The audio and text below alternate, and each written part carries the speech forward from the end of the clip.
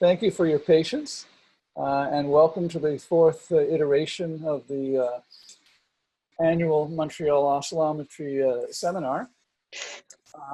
We're coming to you live from each other's offices, living room, bedrooms, etc.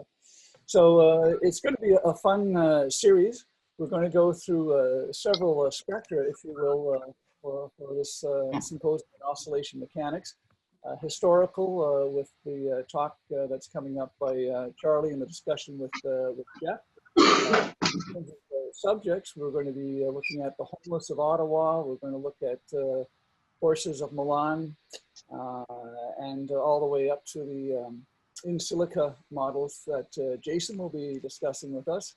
And we have a range of presenters all the way from undergraduate students to the seasoned old guard, or as Jeff referred to us a little earlier, the old farts, which is probably more accurate.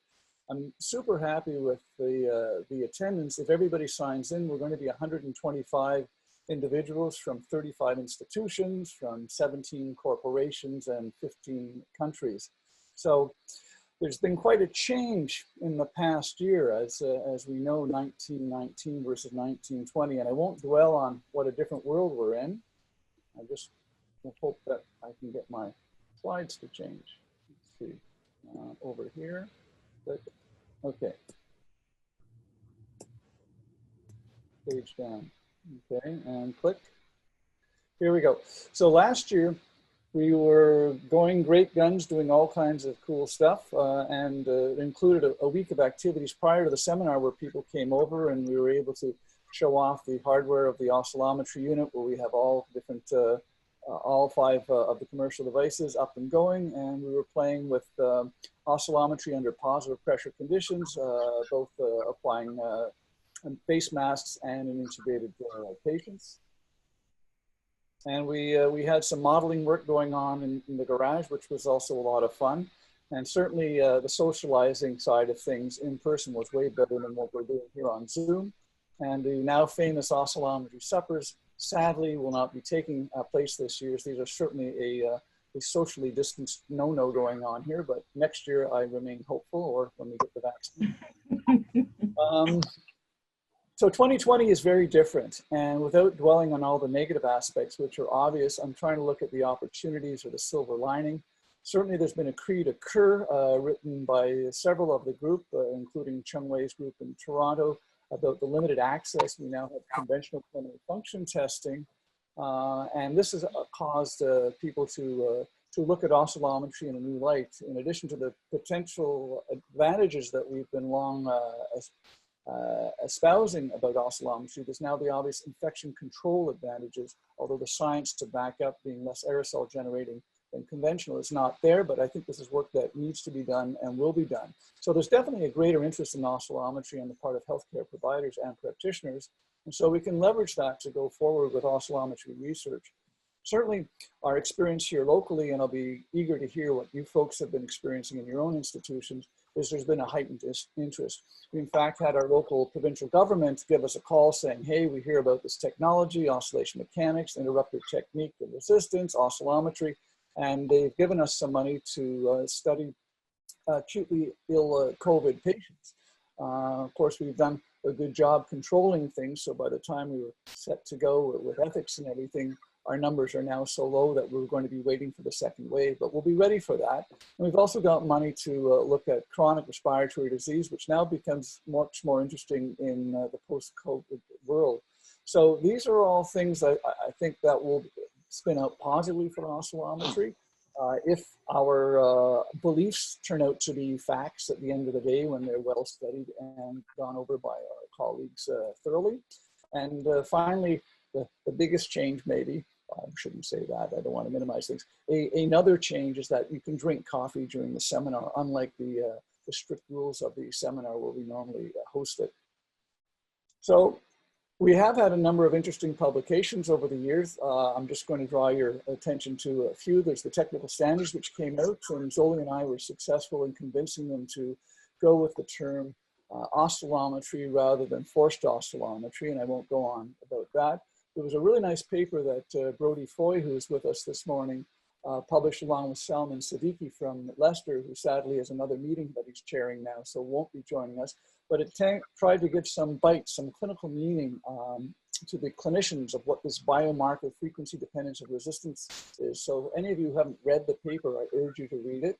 And finally, Chung Wei's paper out of Toronto, looking at iClad and showing that oscillometry was heightened compared to spirometry in detecting disease.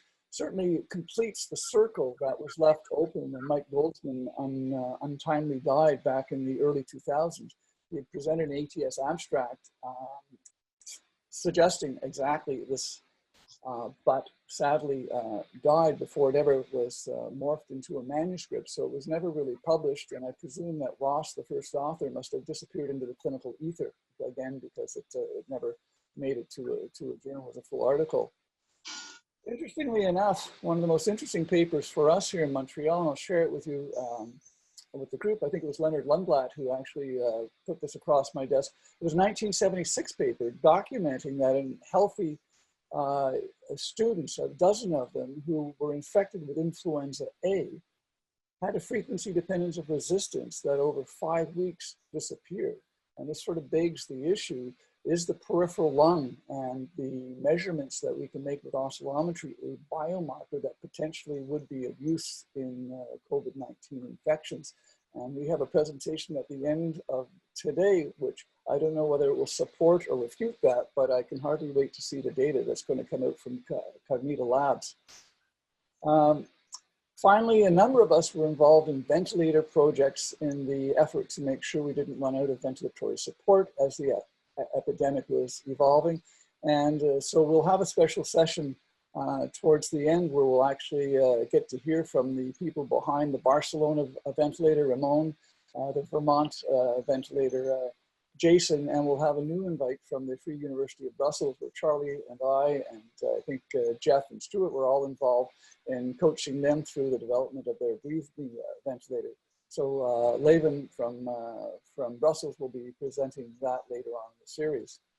So finally, I'll just check the time and see where I'm at. I have 7:11, so we're a little bit ahead of schedule, which is great.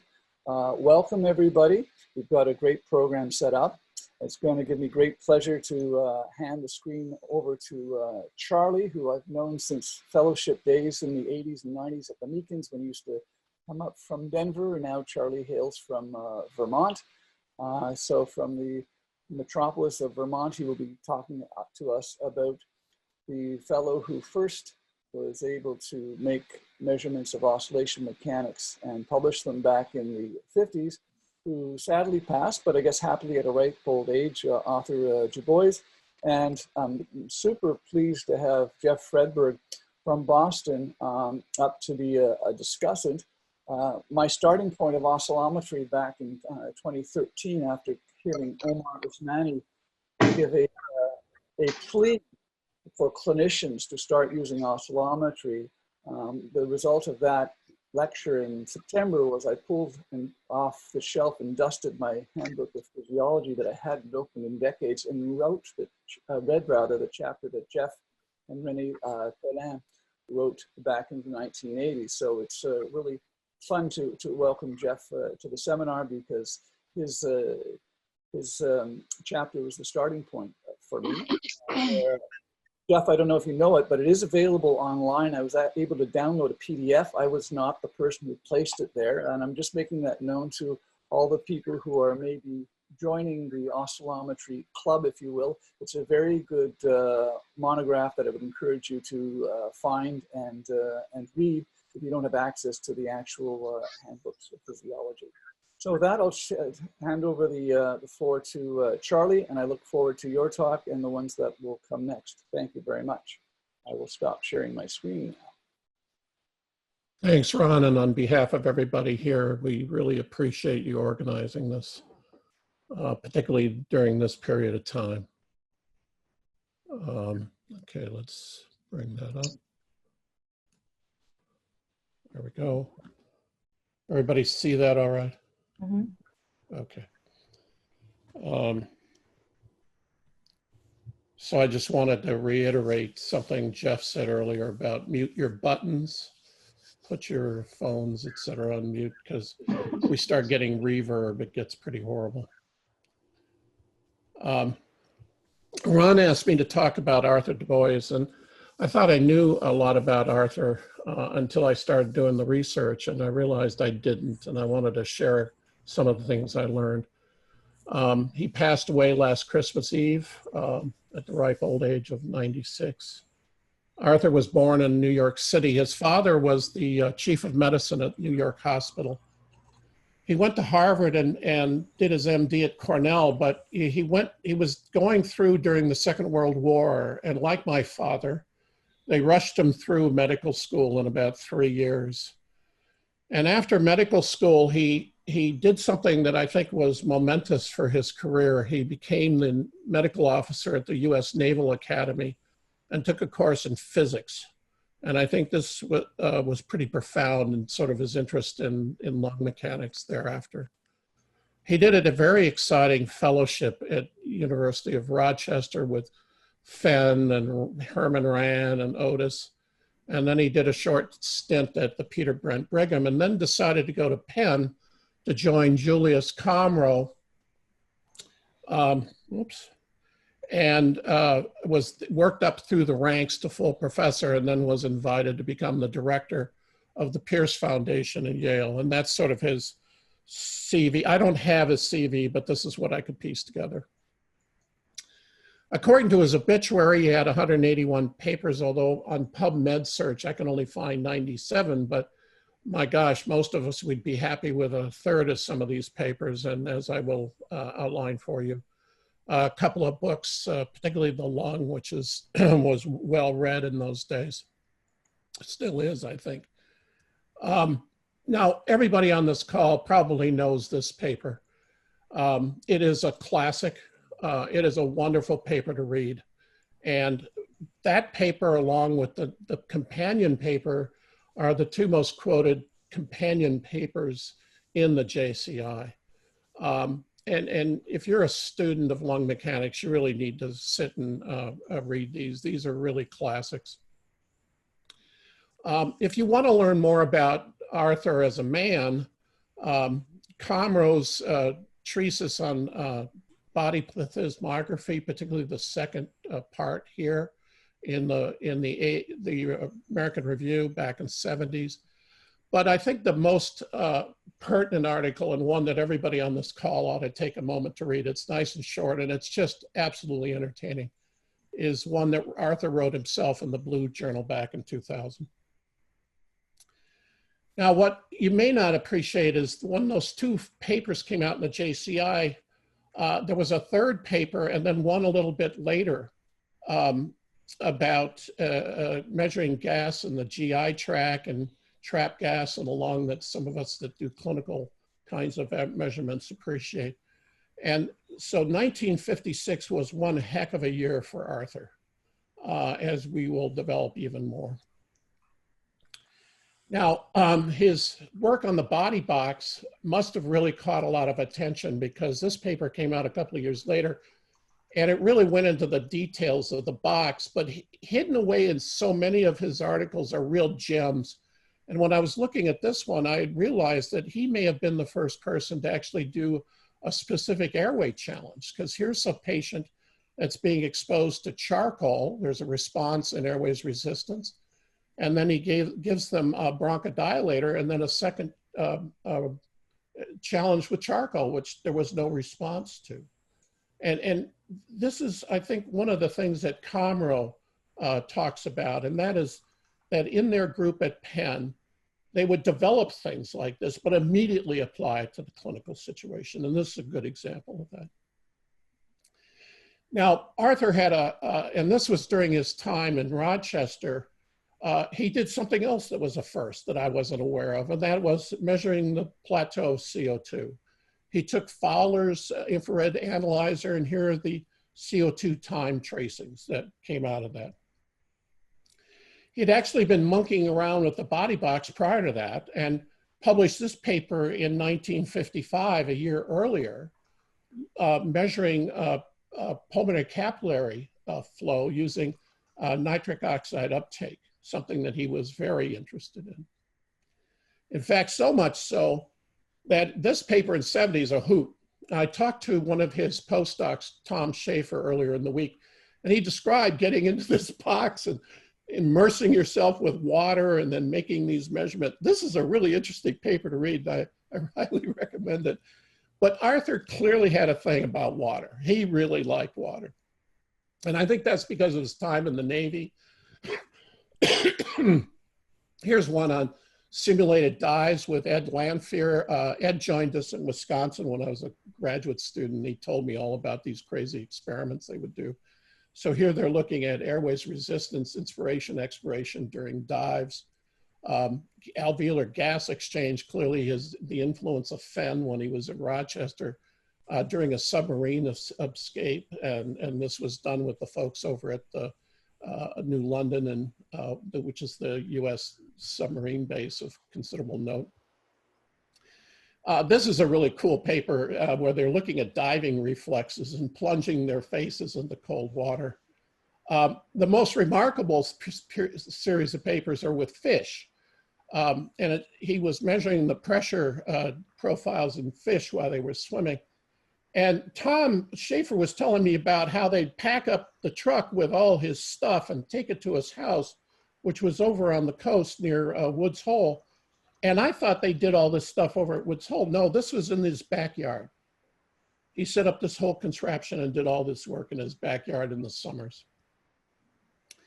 Arthur was the first person to do chest strapping experiments, shown here, which he quickly applied to the study of kyphoscoliosis. This was a paper I ran across, and I almost dismissed it until I looked at the diagram. I've seen this diagram in a bunch of books. As far as I know, he's the first person that measured lung volumes off of imaging, and here shown with the X-ray, which is how it was done for years. In fact, I used this technique at one point. And you can see that it really agrees quite well with the measurement of TLC by the body box. Later in his career, he got interested in some really oddball things like ascorbic acid, and it shows its an influence on bronchial responsiveness, blocked by indomethacin, showing that prostaglandins, probably prostaglandin E is the player here. He did this work with Jim Douglas. And then some of the things that I know, I ran into him at the few times that I actually met him was during our standardization of FeNO and his work with nitric oxide, particularly that in the nose, and the fact that the nose puts out so much nitric oxide compared to the lung. But that's not, I just thought I'd run through those. There were some fascinating papers. I didn't really touch on many of them. But here's his famous paper that we're celebrating today, and that is the first description of oscillatory mechanics in man. Again, a required read for everyone on this call. What you don't know is that he actually was fooling around with this earlier than that, back into the early 50s. And he was using it as a means of measuring lung mechanics in laboratory animals. And he describes it as while Comro was trying to get his body box to work, which he called Comro's folly, I was bouncing ripples of air into and out of the lung. I just love that quote. That's just great. We should have a t-shirt made of that. Here's the actual techniques he used. His method sections of all his papers are just wonderful reads. This guy was amazingly adroit with electronics and whatnot. He claimed that Comro actually hired him because he was sort of the electrical guy. And he points to his time in the Navy Academy, but the fact that he was a ham radio operator. And so he oscillated the chest through this coffin device. The motor in each case, I understand, was from a sewing machine. So he was very good at picking up bits and pieces. And then he made use of the latest developments in pressure transducers and high speed, high fidelity recording apparatus like the newly developed oscilloscope and optical printers. here's the data from that paper, and it shows, the resonant frequency. And, if you squint hard enough, you can sort of see frequency dependence there.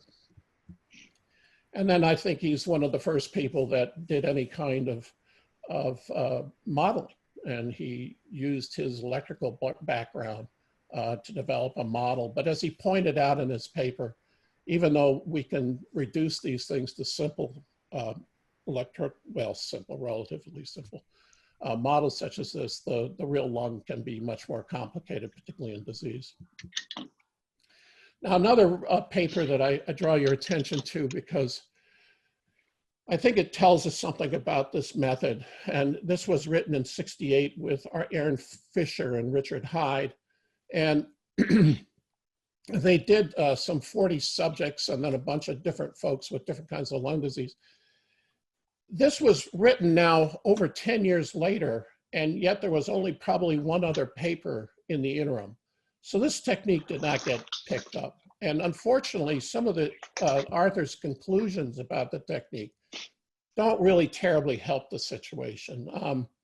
He talks about the fact that forced oscillation is a potential value, who cannot otherwise go other modalities for the ill and unconscious.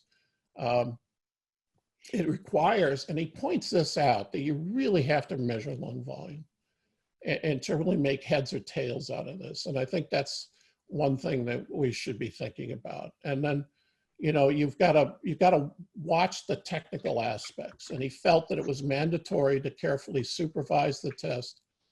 But he makes a very strong statement near the end that he still felt that resistance measured in the body box was preferable over oscillatory resistance, largely because he felt it included the resistance of the chest wall.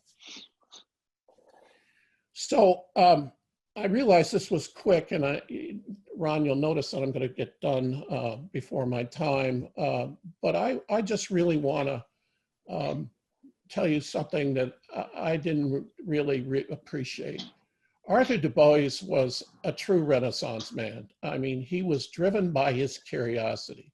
Comro tried to get him to work on his own projects, and he only did it by actually making Arthur's office co-locate with Comro's folly, figuring that Arthur would get mad at it eventually and get it to work, which he did in a couple of days. It's amazing to read about it. But he was a kind and gentle soul, and I've heard several people say that. He was absolutely brilliant, but he was not one of these sort of charismatic, loud, boisterous kinds of folks. He just quietly got along with his business. But the kinds of things that he did, he was the first at this and that and the other thing. He's just, I think what I came away from all this, and Ron, I really thank you for allowing me the time to dig into it, is that we don't really appreciate what he's done anywhere close to what the kinds of contributions he's made to our discipline. And I just would like everyone to take a minute to think about how his work has impacted what you do, and maybe take a moment to go back into the old literature and have a look at some of his papers, because they really are classics. So with that, I'll finish and hand it over to whoever I'm supposed to hand it over to. Okay, well, thanks, Charlie. That was great and inspiring. I'll hand the floor back to Jeff, who has a better perspective than I have, only because I'm suspecting that Jeff may have actually and interacted with Arthur at some point in the past. Okay, thanks, Ron. Yeah, I only met Arthur once. I was standing by a poster at probably was one of these Federation meetings, and he came over, and I remember I was, when I saw the name on his tag, I was so nervous. I don't think I remember too much about what he said, but I remember he engaged with me, and I was a nobody, brand new in the field, yet he took an interest in what I was presenting. I don't remember what it was, but he was, as Charlie said, a gentle soul. And first of all, I want to thank Charlie. That was just a splendid presentation. It was a magnificent scholarship. Actually, I learned a lot. I had missed some of the things that Charlie pointed out. And so Charlie, I want to thank you. That's how it ought to be done. So that was a great model for all the younger scientists and engineers in the field. Thanks, I appreciate that. Yeah, I know when I started out, my background is in engineering. And when I started out, of course, I knew nothing about respiratory physiology or the lung, but I stumbled on his papers, an author's papers, and there were circuits in there, things that I could understand. And he talked about the physics of the lung. Those are things that I can understand. So really it was his work, whether it was some of Jerry Mead's work, that gave me a toehold to start to climb my way into the physiology of the lung. So he was instrumental. If his papers weren't there, I'm not sure. Maybe can everyone mute? There's some kind of clanging going on. And he was part of a cadre of people of roughly the same generation who were just really the backbone of the field. People like Mary Ellen Avery, Jerry Mead, later on Peter Macklem, Saul Permit, Bob Hyatt. These were all the giants who I looked up to when I was just starting out in the field. And it was interesting. Someone told me early on, I can't remember who it was, that they said pulmonology or respiratory biology was different from other fields because the people they didn't regard their colleagues as competitors. They regarded them as friends and colleagues and collaborators, and that was kind of different than a lot of other fields that were more competitive. And I think that was true. And from everything Charlie said about Arthur, certainly he was an example of that kind of behavior. Yeah, I agree. I mean, you and I both went to, and some of the other folks on the call went to the Federation meetings in Atlantic City, stayed at those horrid hotels, and yeah, just the interaction with our senior colleagues was really amazing. Mm-hmm. I would see Arthur there, and he'd sit in the room way off to the right and just basically listen. It was a lot like Saul Permit, apparently. He'd sit in seminars and you'd think he was sleeping, and then somebody would ask him a question. Well, Arthur, what do you think? Mm-hmm. And he had listened to everything and then really got to the heart of the matter, which I think folks like Arthur really were good at. Peter and Jerry Mead and other folks were really good at just sort of getting right to the thing that really mattered. Mm-hmm. Jeff, I think we're really blessed to be in our community of scholars because, I go to a lot of different other kinds of meetings and you just don't get the discussion of work. I remember chairing a session at ATS once with a bunch of immunologists, and I got up and I couldn't get any discussion going. So I decided that maybe this TH1, TH2 thing was a communist plot, and I didn't believe it. And I still couldn't get a rise out of these guys. So I just terminated the whole thing and left the room because it was, I tried every trick in the book. And right. They just don't want to talk. Yeah. Yeah. Well, the other thing that was interesting that, again, I didn't know him really personally, but one thing I learned from Jerry Mead and from Peter Macklem, talking about discussions and meetings, in our field, if you have a criticism, you just say it. You just put it out there in the clearest possible terms, and everyone understood that we criticize ideas fiercely, but we criticize people zero. We don't criticize people. We criticize ideas. And then when someone criticizes your work, it's not personal. No. And actually, you want criticism, right? You want to expose the shortcomings in your methods or your interpretations so that other people can teach you something, right? We all move ahead that way. Right. Well, it improves our science. It improves our science. And in of Arthur's papers, right at the end, he acknowledges the reviewers and how the reviewers comments had improved the paper. Right. Yeah. And of course, I don't know who reviewed my early papers, but very often, whoever those people were, they basically reinterpreted my data and rewrote my discussion section for me to tell me what the data really meant. One of them might have been Arthur. I don't know who they were, but that's how our field works. And so, Yeah. for all you young folks, you know, I think that's something important that you can learn, you know, aside from the details of the science. So good. I don't think I have anything else to add. But Charlie, I just want to thank you again for that magnificent presentation. I'm really glad that was recorded. And if possible, if you have the time, if you could write that up, that would be a splendid addition to the literature. Oh, well, yeah, along with all my other writing tests. Well, Charlie and Jeff, thank you very, very much. That was an amazing back and forth. And I think the subject matter was fascinating. And I think probably even more useful to a lot of the younger folks is just the philosophy of how we indeed get along and improve each other's work. My 2 cents worth into the discussion was you had mentioned about the plain X-ray being a good source of lung volume, and whether could you couple the plain X-ray as opposed to a body box or a CT scan with oscillometry and overcome some of the volume issues given the tight correlations you showed between the X-ray determined TLC and the box TLC.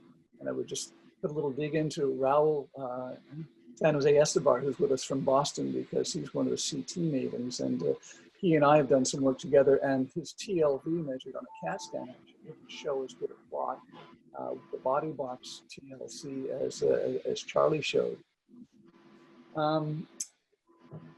With that, I'll move on and introduce the next speaker, who is yet another giant in the field. Certainly, I referred to Jeff's work for everybody to read, and I think the monograph, the comprehensive physiology publication that Zoli and Jason published several years back should also be mandatory reading for everybody. So from Budapest, Hungary, or Zagreb, Hungary, I will turn the floor over to Zoli, who's going to give us a wonderful discussion on the physiology of oscillation mechanics.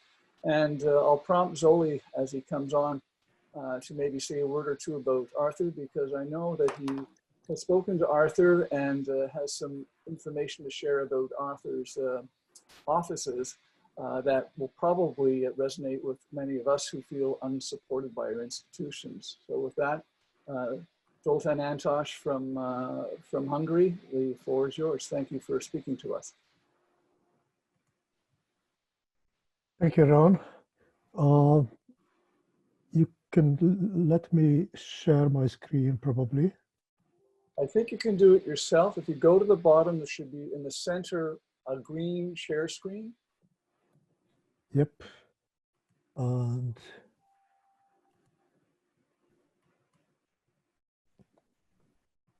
all right. And we can see your PowerPoint in non-presentation view. So we have your slides and the sidebar with the upcoming slides. Can you see the combination of the present slide and the coming slide? Or yes, that's bad. I have to replace it by.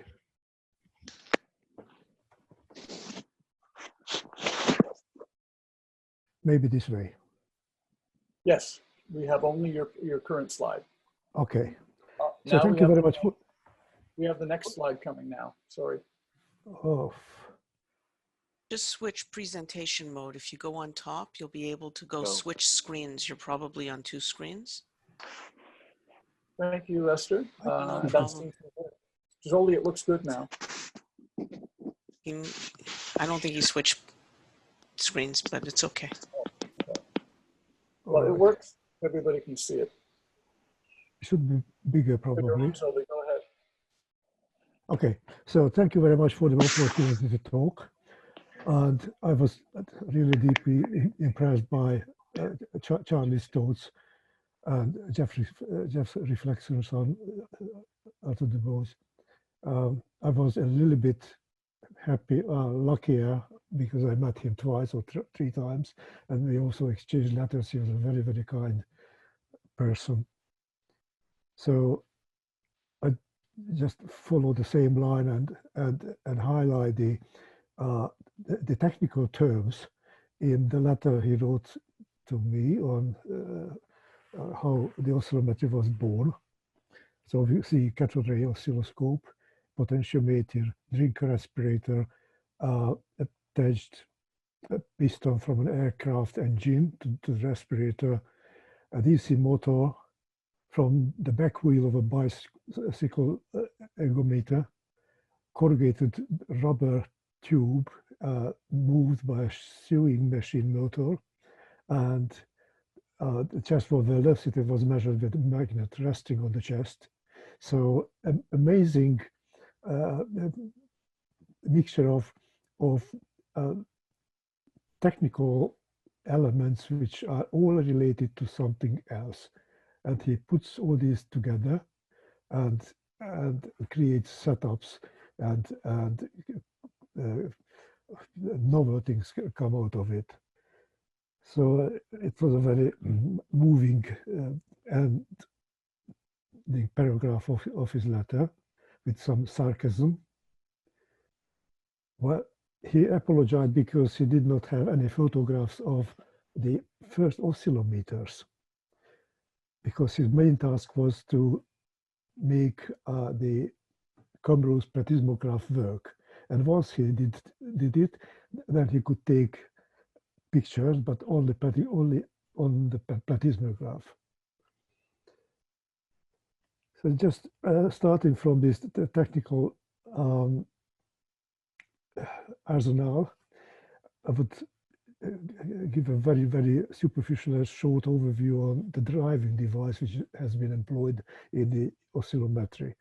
So in contrast to some very superficial reviews, unfortunately published, Du Bois' setup did not use, the original setup did not use a loudspeaker, but there was a pump and bellows and aircraft engines instead. In 1960, Meade was probably the first to use a loudspeaker for the review. Then many people used two loudspeakers, four loudspeakers, etc. Ray Pellan introduced the head generator, which was a canopy over the trunk, separating the head environment from the ambient air, and also from the rest of the chest. Technically, a step forward was where the linear motor-driven pistons were introduced, and this was basically further developed by the small animal computer controlled ventilator by the Cyrec. Yes, and I can't tell you exactly the date when the tremor flow device developed by Jonas Schuster and Jeff Maxim used a very ingenious idea of sort of breathing circuit and pump in the same way. As concerns the driving signals, of course, the whole thing started with some pseudo sinusoids driven by rotating motors and bellows.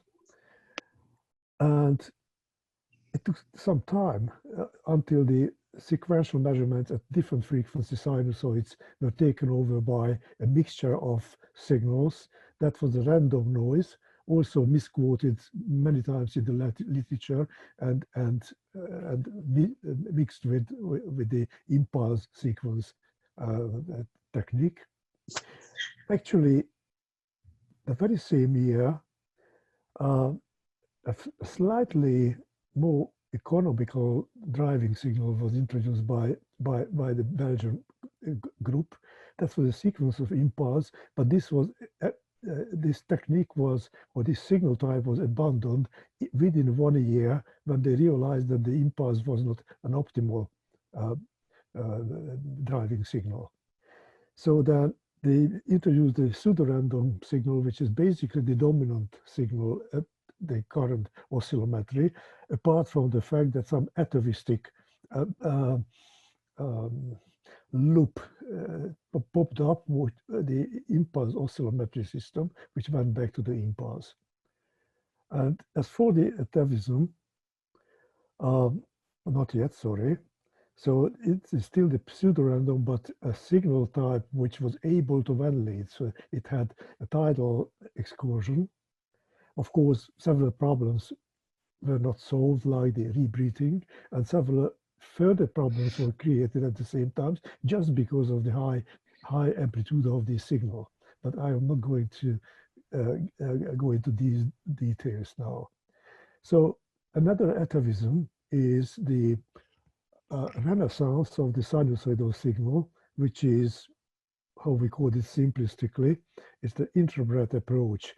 The more about the temporal, short-term temporal intrabret changes of respiratory mechanics, then the multiple frequency approach to the concept of impedance.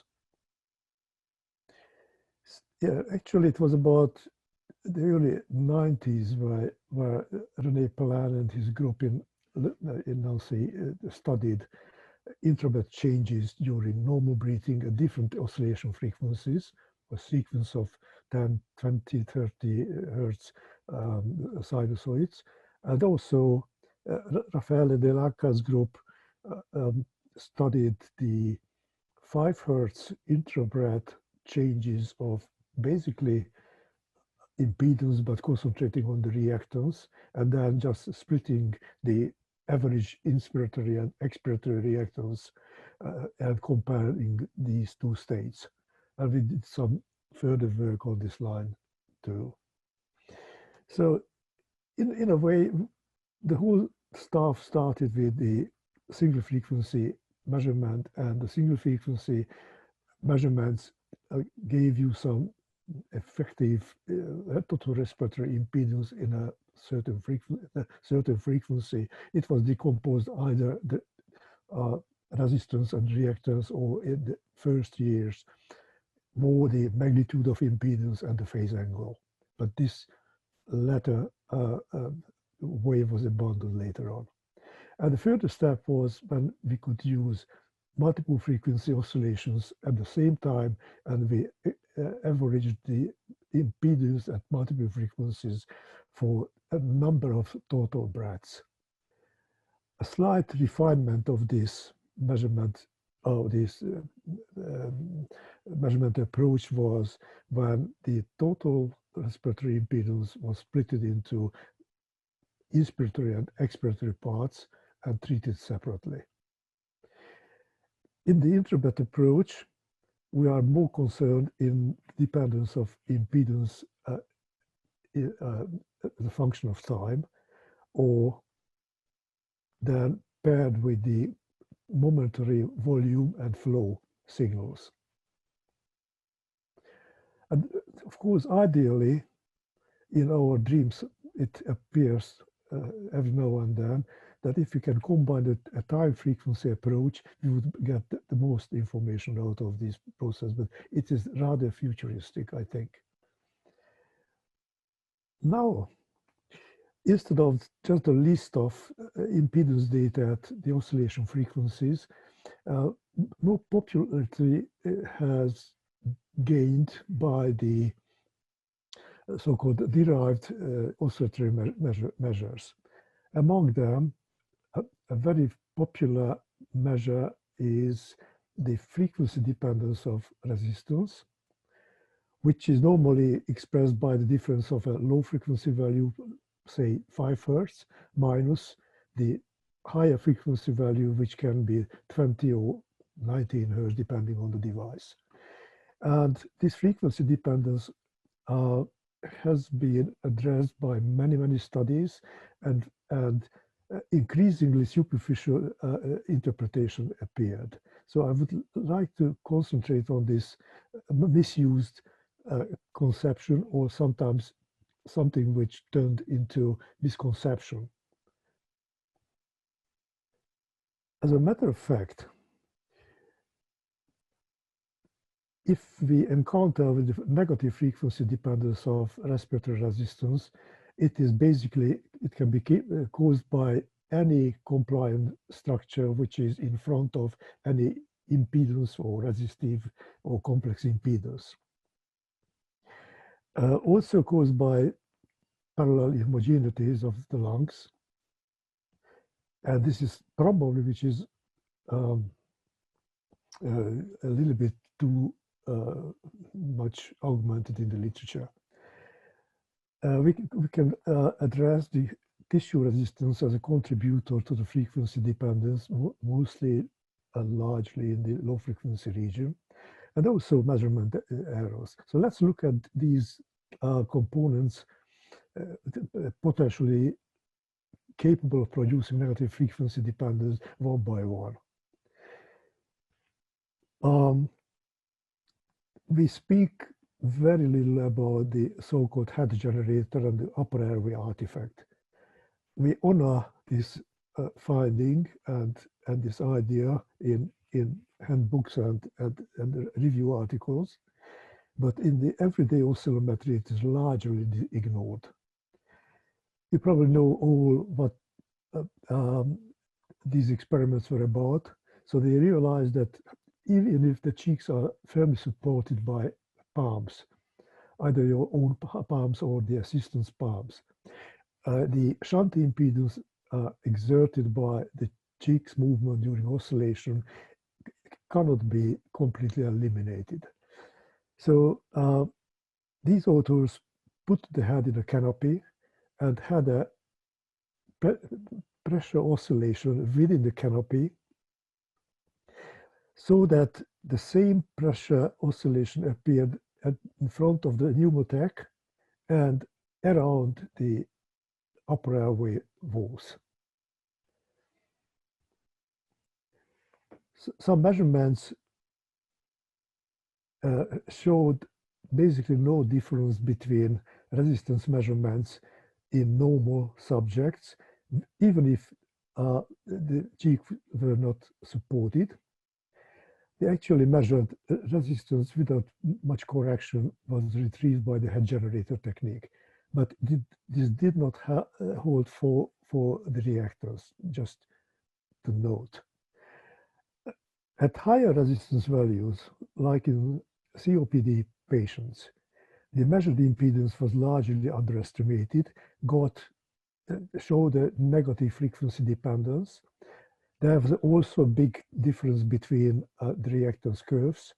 And overall, if the real respiratory system resistance was plotted against the measured, or the other way around, the measured resistance with the conventional cheek-supported way was compared to the real respiratory resistance, there was a good agreement at low resistance values, but there was a gradual departure from the truth with higher resistance values.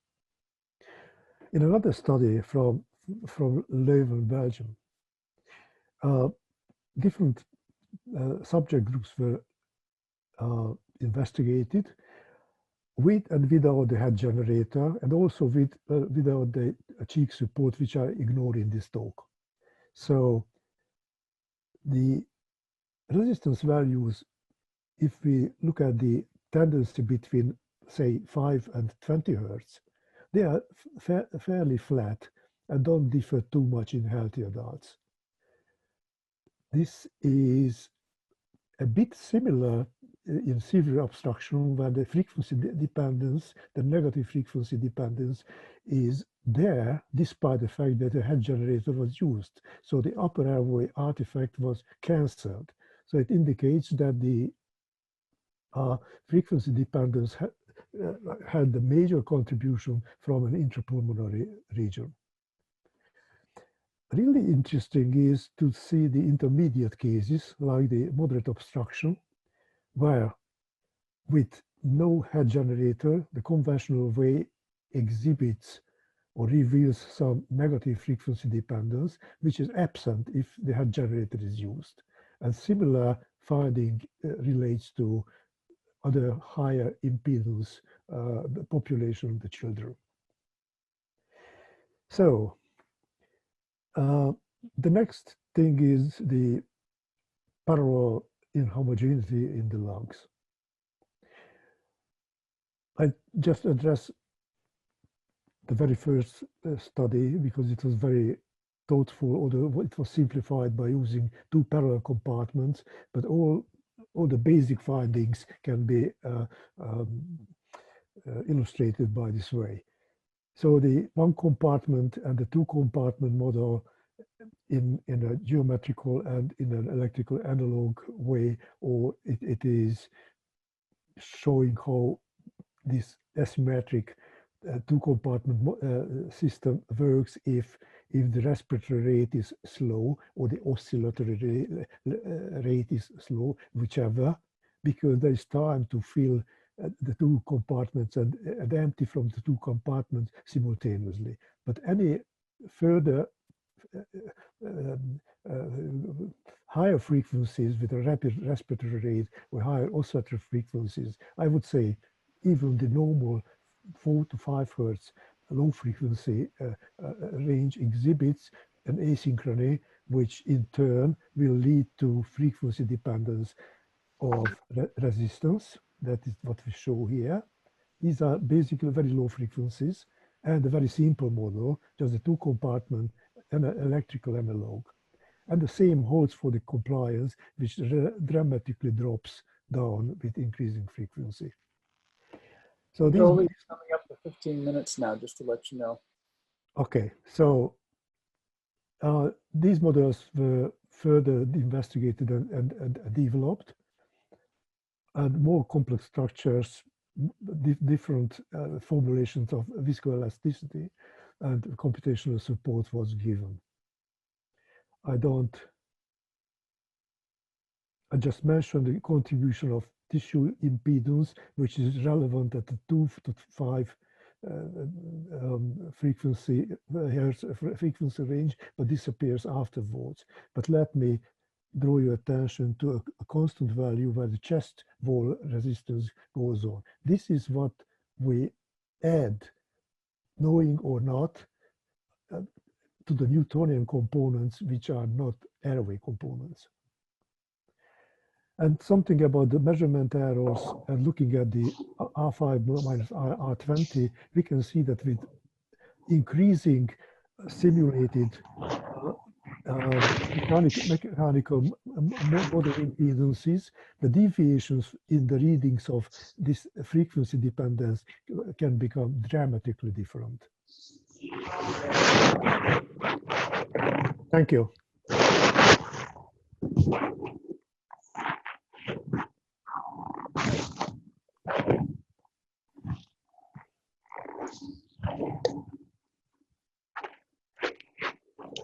So, Really well, thank you very much. Someone's got a microphone on that's causing some background noise, so we urge all of you to mute so we can't hear what's going on. And those of you who have video on, please also turn it off to preserve bandwidth for some people who are having a little bit of trouble capturing all of the signal.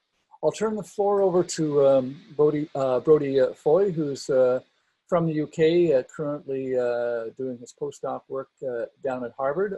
Brodie, hopefully you're out there, and we're eager to hear your thoughts on Jolie's presentation, oscillometry. And as I said earlier, I would urge everybody to read what I think is one of the best papers in oscillation mechanics to have come out this year. So, Brodie, you're on. Thanks for talking. Thanks. Yeah, hi everyone, Brodie. Yeah, at Harvard right now. Actually from Australia, not the UK though. I did my PhD in the UK, so half claim it. No, so thanks, Sultan. That was a great talk and a really nice overview of some of the history and more modern issues, etc. going forward with this. I think one of the things that really did strike me and has been something I've thought about a lot is with R5 minus R20 and a lot of the oversimplifications that occur with it, which I think is a really big challenge and is reflective of some challenges, not just in oscillometry, but I think in broader pulmonary function testing of this idea that overarchingly what we're trying to do is take this measurement of the mouth, or often just single or a couple of measurements of the mouth, and then through that do our best job possible of inferring a incredibly detailed, complex physiological structure in some sort of clinically meaningful way, which will always lead to these kind of inverse problems where you have lots of different structural settings or types of structural damage, etc. Physiologic changes can lead to the same at-the-mouth signal. Zoltan, if you are still on the line, I would love to actually get some of your thoughts on, as someone who has written a lot of great papers in this space, of how you try and balance, I guess, simplicity and complexity in that space of going that obviously all of these measures, whether it's R5, R5 minus 20, etc., can have a lot of different reasons for originating, some more dominant, some less dominant, and how you balance trying to communicate that to, particularly to a clinical audience, which is potentially trying to look at the measurement, wants a more simple way of interpreting the measurement to be able to apply it more readily. Yeah, if you are still around, I would love your thoughts. Well, actually, I think that, and I believe that in most of the pathological conditions in the lungs, some degree of heterogeneous behavior develops, not necessarily in the very periphery, but any level, but the central level. And then this would be the dominant determinant of the frequency dependence. I agree. But in intermediate cases but there are other factors that can almost equally contribute to this frequency dependence. The numerical values of this delta R or R5 minus R20 can be extremely misleading.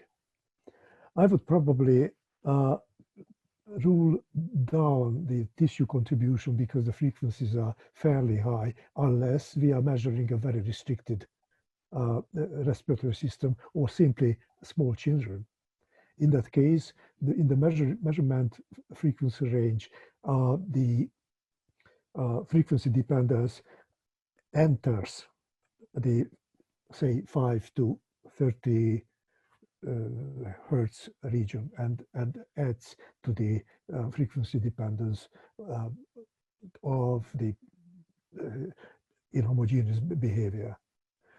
And probably the most sad thing is how differently the different commercial devices reveal this difference between there are huge differences, and these are basically overwriting everything, including the pathological source of the frequency dependence. So this is a very bad message. And I just hope that Ron's enthusiasm will not stop, and he will exert further effort to uniformize or harmonize the commercial devices' performance. Well, thank you both, Brody and Jolie. I agree. The industry is indeed continuing to work to harmonize devices. Hopefully we will be catching up in some sort of Zoom meeting that I can set up in the fall once we sort of get our clinical lives in order and adjust to the new reality, because my hunch is that we probably won't even be having an ATS next year in person, but we'll just have to cross that bridge when we come to it. certainly focusing on some of the reactants, whether this ends up being more robust or useful. This is one of my favorite soapboxes to climb up, but in the interest of time, I'm not going to. I'll just give you a heads up. If Alex Bell is with us, watch out for some of his work, because he may be building on what Brody has done, but looking more at the reactants data. I don't know where they're at with that, but I am excited, and hopefully he'll be able to share that data at a future seminar. I think in the interest of time, we'll move on. We're probably a couple minutes over time, which is actually much better than we usually are. And pass it on to Jason Bates, who is going to give us his insights onto modeling and how clinicians may be able to better understand oscillometry because of modeling, not that they should run for the hills when people start talking about modeling. So Jason, please take it away.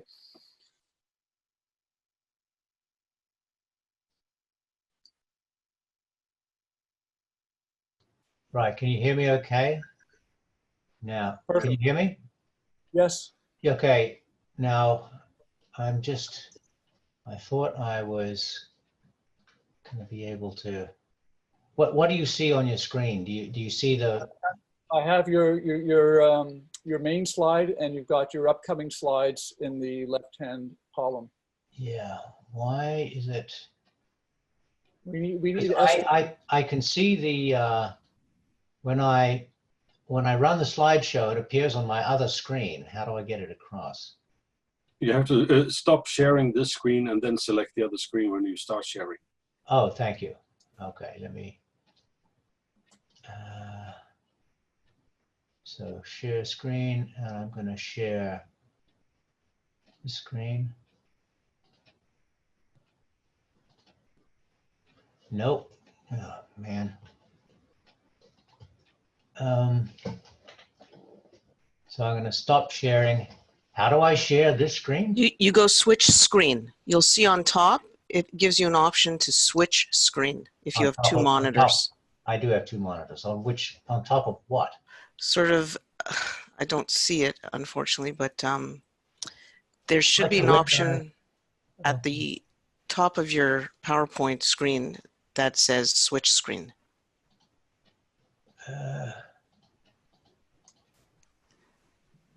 It's actually a Zoom feature, so you have to stop sharing your screen, which you've done, and then when you share screen, you have to make sure to select the right one. How about if I turn off my screen, my other screen? Let me try this.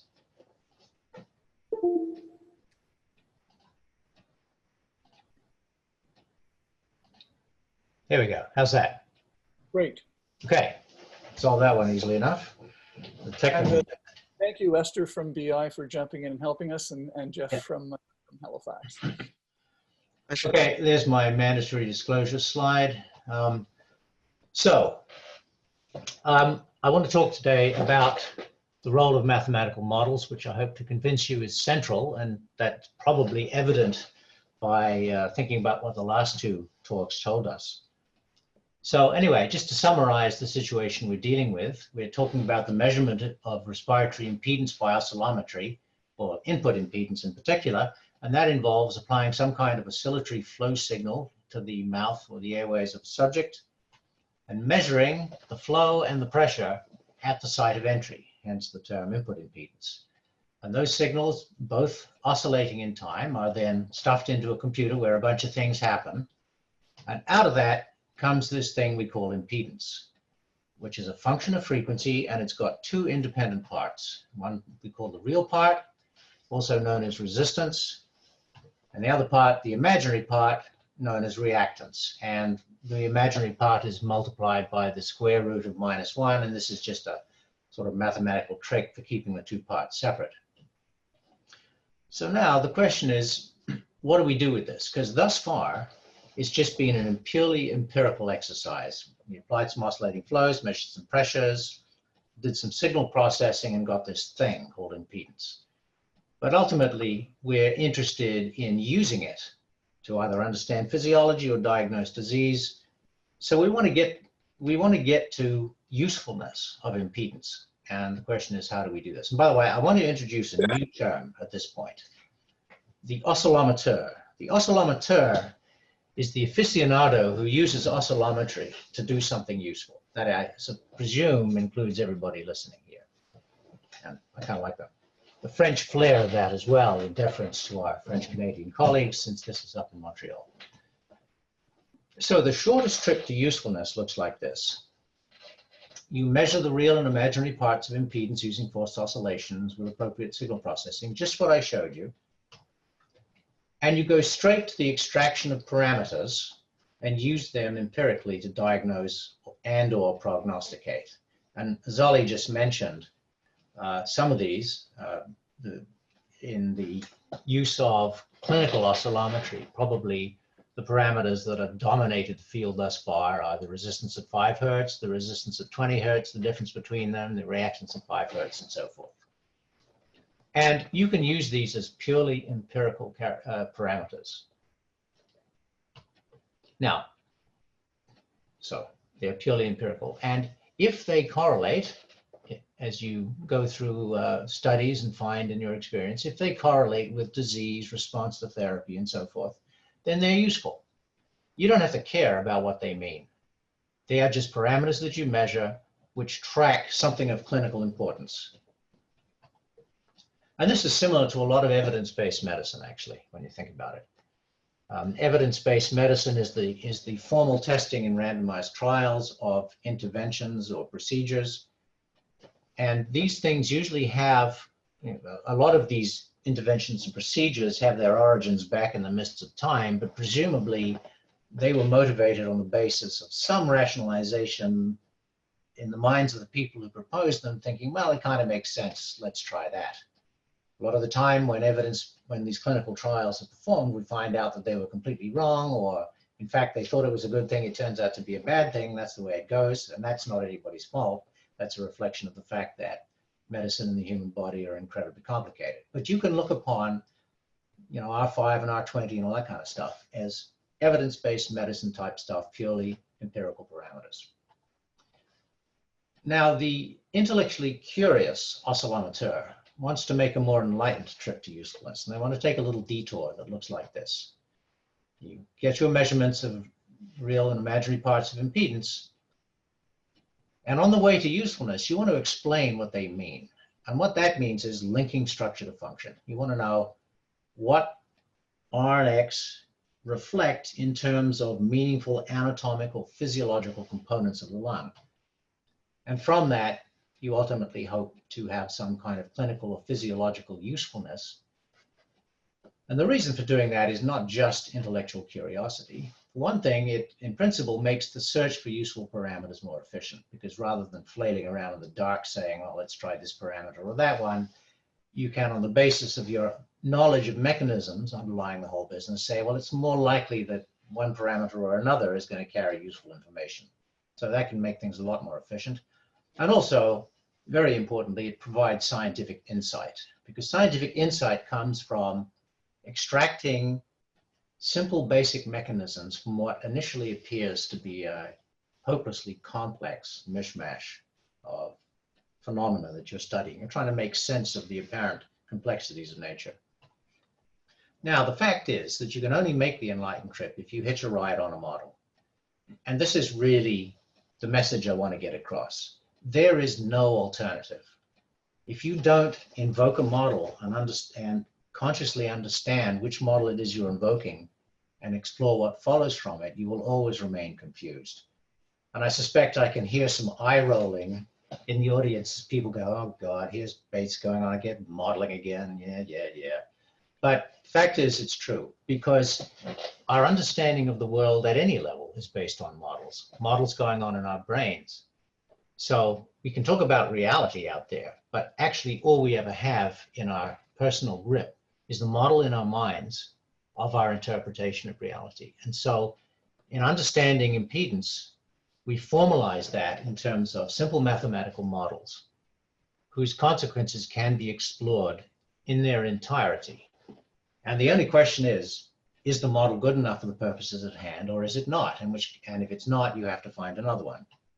So here's the simplest possible model of the respiratory system you could imagine. It's a single unit, and I've got a couple of telescoping canisters and a spring, which represents elastance, and you have an airway with a certain resistance, and also we have to figure out that the mass of the gas in the airway is also important, which gives rise to inertance.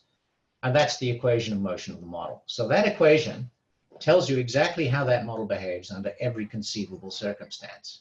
And the good news is it's a pretty simple equation. Can't really get much simpler if we want to study impedance over the range that most people look at it over. So everybody's quite capable of understanding it. But the important thing is to embrace the fact that you have to be thinking in terms of models. So a model also has an impedance. There's the equation again. Turns out you can calculate the impedance mathematically, and that's what it looks like. The bit on the right-hand side shows you that the real part is a constant, R, the resistance of the model, which is why the real part is called resistance, by the way. And the imaginary part has got contributions from inertance and elastance. If you plot the impedance of that model, you get real and imaginary parts that look like that. And you can see that there's a gray area I've shown there, which is the area enclosed by the frequency axis and the imaginary part between 5 Hertz and the resonant frequency where it crosses the frequency axis. And this is the famous AX that people often use as another empirical parameter. So what about impedance at 5 Hertz, for example? There it is right there. Well, if you look at that equation, you can see that impedance at 5 Hertz has contributions from inertance and elastance. Because it's below the resonant frequency, the dominant contribution is from elastance, but there is a contribution from inertance nevertheless. So you can't just say, for example, that the imaginary part reactance at 5 Hertz tells you about elastance, because it doesn't just tell you about elastance, depending on where the resonant frequency is. Let's take AX, for example. There's the equation again. Well, we have a resonant frequency, which is the frequency at which this imaginary part here is 0. And you can solve that to find out what that frequency is. And there's the equation, 1 over 2 pi times the square root of E over I. It's not very difficult. So what is AX? Well, AX is the area under the reactance curve, actually the negative of it, from 5 to the resonant frequency, just like that. It's an integral. Well, we can calculate analytically what that is. We know what the resonant frequency is, so that gives us the upper limit of the integral. We know what the reactance is. If you solve it, you get that, which turns out to be this. Now, that might look like a rather unuseful equation, and in some senses it is, but you can see right away that AX has contributions from the elastance, because the E parameter is in there, and also from the inertance, because the I parameter is in there. It appears in 2 different cases. So when you say, what does AX mean? First of all, you have to invoke a model, and I just invoked the simplest one, which is the single compartment model, and then you can find out. More complicated models are not so easy to integrate analytically, but if you want to know what AX means with regard to the single compartment model, that's it right there. There's the formula. So go crazy, figure out what that means. I'm not quite sure there's an easy answer to that, although it does tend to be dominated by the value of E, and it's got the advantage of being robust to noise because it uses all the data in the reactance curve. But this is just the start. We know, for example, that the real part depends on frequency, typically like that. What's that? Yes, you're coming up to 15 minutes. Got it, okay. Well, one way to explore this is to use forward and inverse modeling. I did a study recently where I made a fairly complicated model of the airway tree, generated data, fitted it with a simple model, and got curves that look like that. So you can generate data under precisely known conditions and then explore what would happen if you fit simple models to it. So this interaction between models is the way to understand what impedance means. So oscillometers continue to ponder the meaning of impedance, but they have to be securely anchored to virtual reality by mathematical models. And I say virtual because it's going on in our heads. And with that, I will thank you for listening. Well, Jason, that was great, and sorry to have interrupted your talk when you were speaking and explaining my pet parameter. Jeff, I'll pass the floor over to you for comments of how we can put Jason's talk into perspective for both clinicians and engineers simultaneously. But a great talk. Thanks, Ron. Thank you, Jason. That was perfect. Yeah, one of the things that surprises me is that we can actually use that very simple model as a very general and effective starting point to describe the respiratory system in health. I mean, we're putting, as Charlie pointed out, small waves of small ripples of air into and out of the mouths of patients. And there's so much more complex about the lung that could lead to more interesting behavior. But generally, in healthy humans, 3 parameters is all you need for the frequency range that we measure. And it always surprises me, or maybe it's more amazing, because once you do the math and figure out that it fits, you get comfortable with it. But it's still amazing that the lung has evolved in such a way that really we behave like a single pipe, a single bag, and a mass, and that's all it is. So I'd like you to comment on that, but my second point is the insight that we get when that model no longer becomes appropriate is very valuable. And right now that's dominating the attention of people who use oscillometry, oscillometers, is the frequency dependence of resistance. And as Zoli has pointed out, there's multiple ways to interpret that. And we're working on trying to generate the evidence to understand that frequency dependence better. So the insight is working. And I think our community it's actually functioning. We've got that starting base and we realize it's not enough. And we're trying to find out the insight to explain right now the frequency dependence of resistance. I'd like to hear your thoughts on that. Yeah, well, I'll try and be brief. Very good points. The business about the lung behaving under normal conditions like a single unit is very interesting. And I think what that speaks to is the extraordinary efficiency of the lung and just the fact that it's evolved to work extremely well so that it does look like a single compartment. The challenge arises when it starts to go wrong in disease, because then it starts to not behave like a single compartment. The advantage, well, the good thing about a single compartment is there's only one way you can arrange that, which is the way that I showed. There's no alternative. As soon as you get 2 compartments, you have a dichotomy, or actually a trichotomy. They can be in series and parallel. And you cannot tell which one is which just by looking at forced oscillation from the mouth. It's a fundamental ambiguity problem.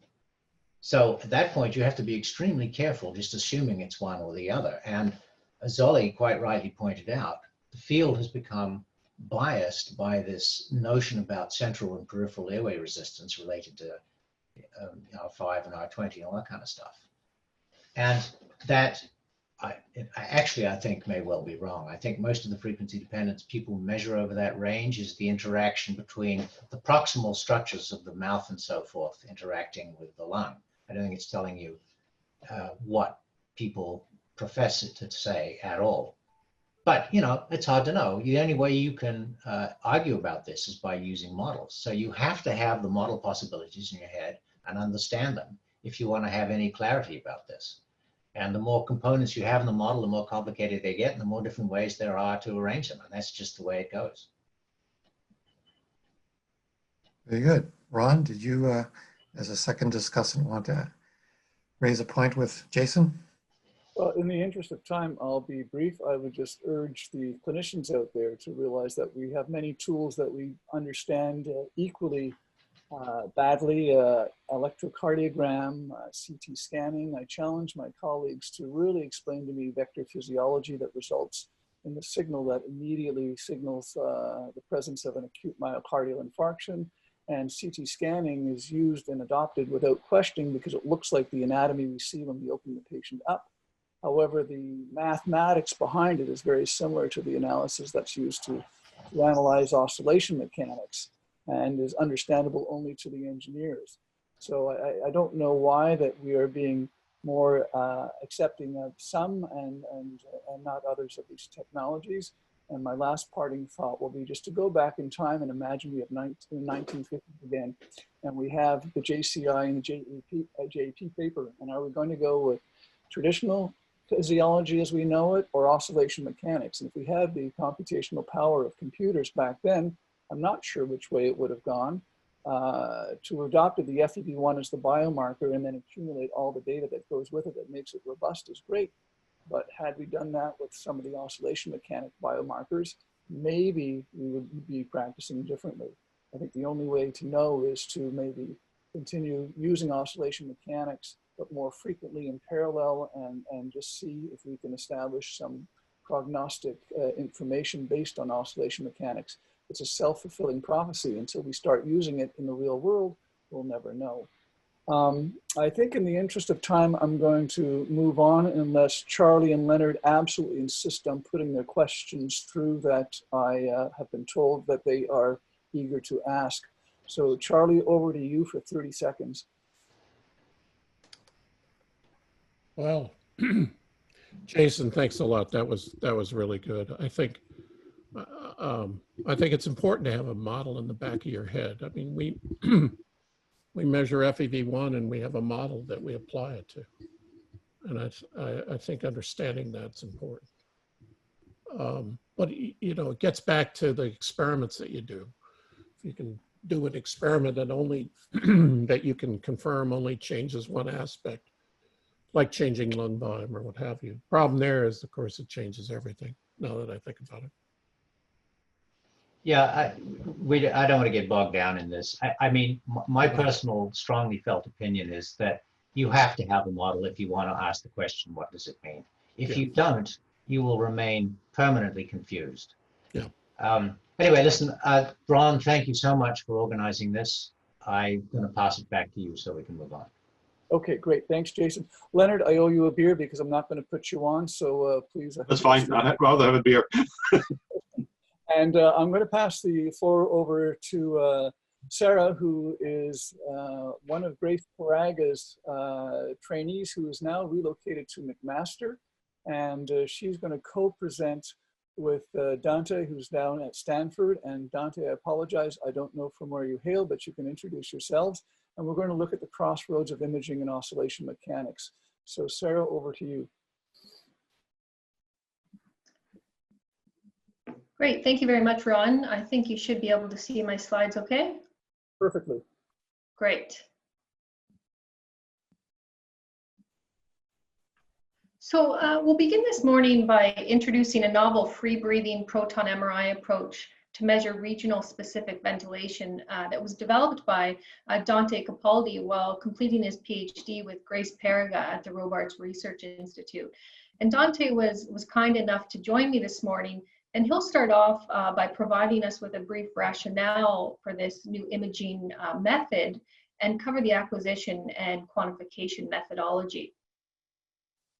With Dante's help, we were able to set up this imaging approach at the Firestone Institute for Respiratory Health, where we're now further evaluating the sensitivity to airways disease and treatment response in patients with severe asthma.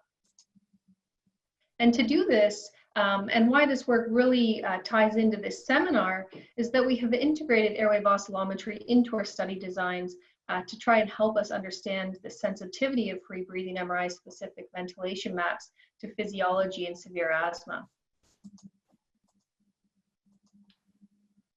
Okay, great. Can you hear me, Sarah?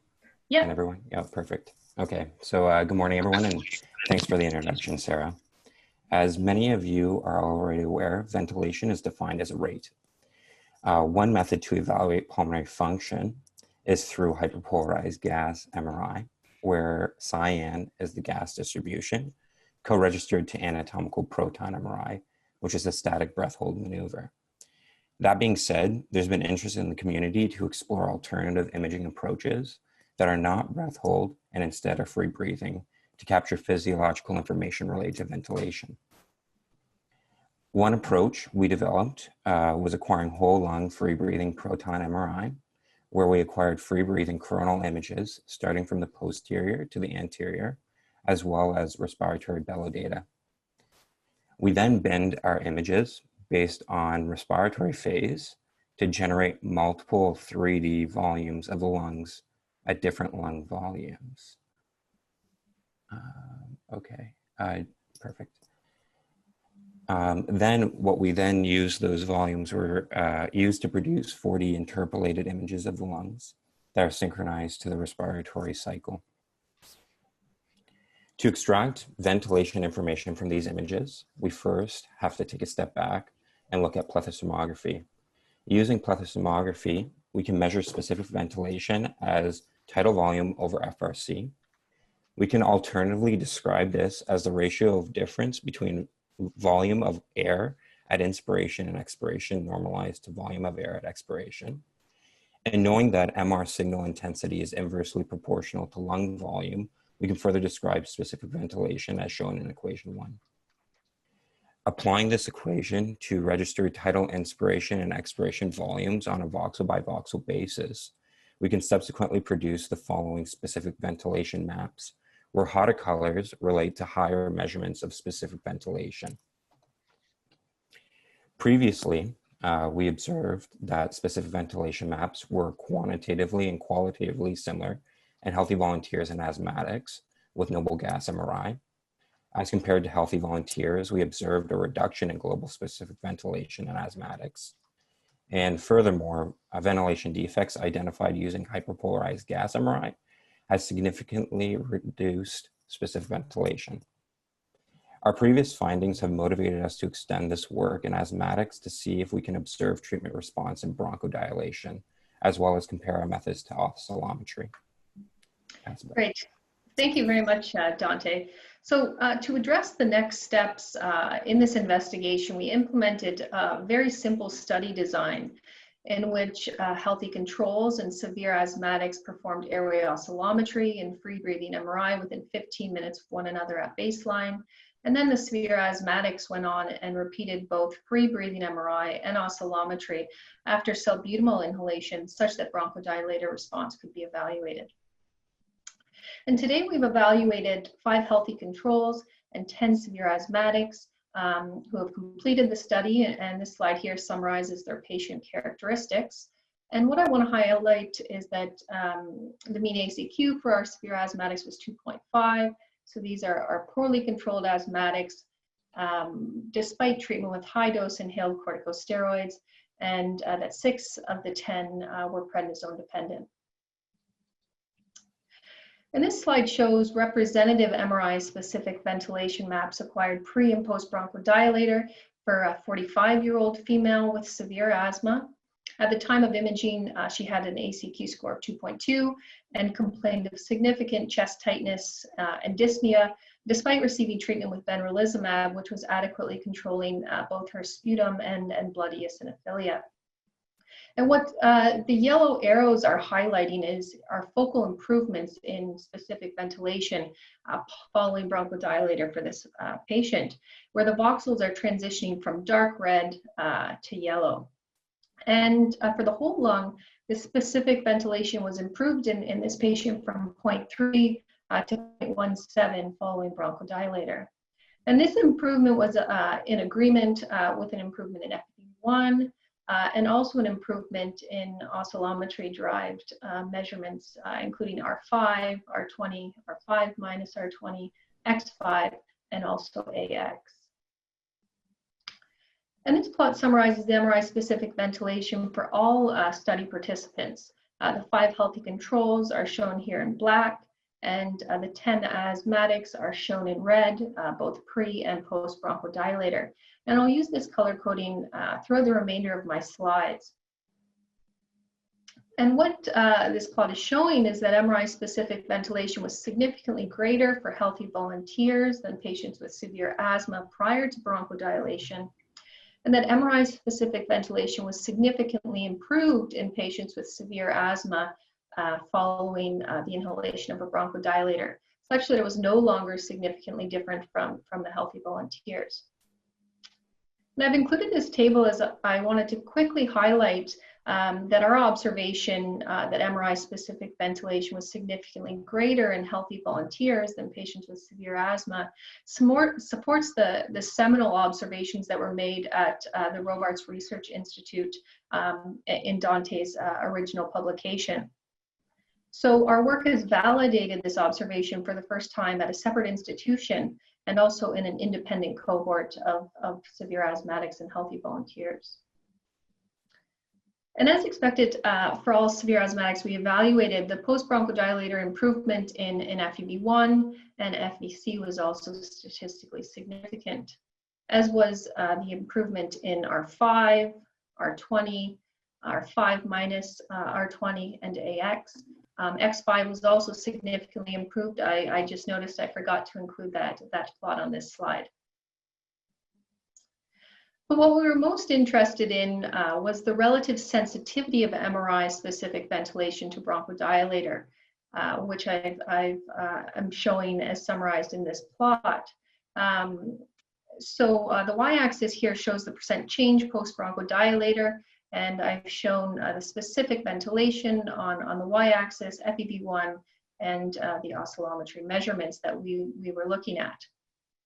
And the median improvement in MRI-specific ventilation was 43%, and this was greater than FEV1 in R5 and R20, but it was less than that of R5 minus R20, X5, and AX. But what was quite interesting were these super responders who had more than 100% improvement in their MRI-specific ventilation.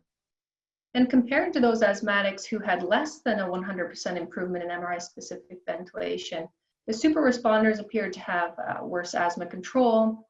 As you can see here, the mean difference in ACQ between the groups was 0.5, which is obviously the established minimally and clinically important difference for this measurement. Their pre-bronchodilator FEV1 was the same at 48%, but all of the respiratory resistance and reactance measurements appeared to be worse pre-bronchodilator in these so-called super responders. Now, I do want to highlight that due to the fact that there were only 4 super responders, I didn't perform any statistical tests to evaluate the significance of these differences. And as we increase our sample size, this is a result we're certainly going to explore further. So to better understand the physiological meaning of MRI-specific ventilation measurements, we evaluated its relationship with airway oscillometry measurements of both respiratory system resistance and reactance. And I'd like to emphasize again, as Dante illustrated earlier, both these measurements are acquired during quiet tidal breathing, so under very similar physiological conditions. At baseline or pre-bronchodilator, MRI-specific ventilation was negatively correlated with R5, with R20, and also with R5 minus R20. And in our non-expert interpretation of these relationships is that this reduction in MRI-specific ventilation may be reflective of airway narrowing in both the central and the peripheral airways.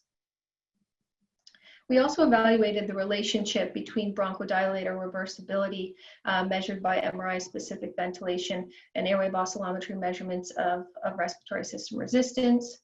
The post-bronchodilator change in MRI-specific ventilation was negatively correlated with a post-bronchodilator change in R5 and also R20, but not R5 minus R20, suggesting that in severe asthmatics, this bronchodilator reversibility of MRI-specific ventilation reflects dilation and reduced resistance in predominantly the central airways.